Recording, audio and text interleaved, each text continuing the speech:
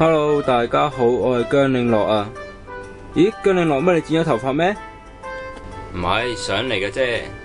今日想同大家講下呢個菇頭，好多人都問過，點解你要剪呢個咁嘅菇頭呢？其實原因有3個嘅。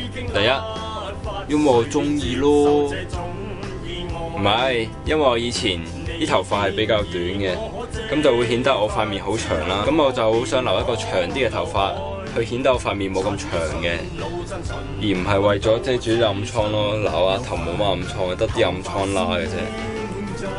第二，咁以前短頭髮日日都要遮頭，遮頭係對頭髮好害，會甩好多頭髮㗎。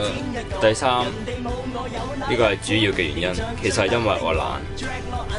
咁我依家呢個菇頭，出門口沖一沖水，吹一吹頭，頭都唔使梳，就咁就出得街啦。你話幾方便呢？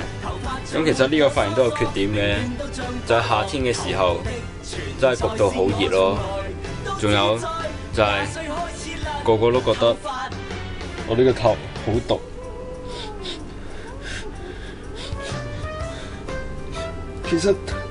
其實都唔係好毒啫，我又唔中意打機。五公子又成日打機啦，點解你哋唔話佢毒喎？我都係間中睇下鹹片啫，咁都叫毒？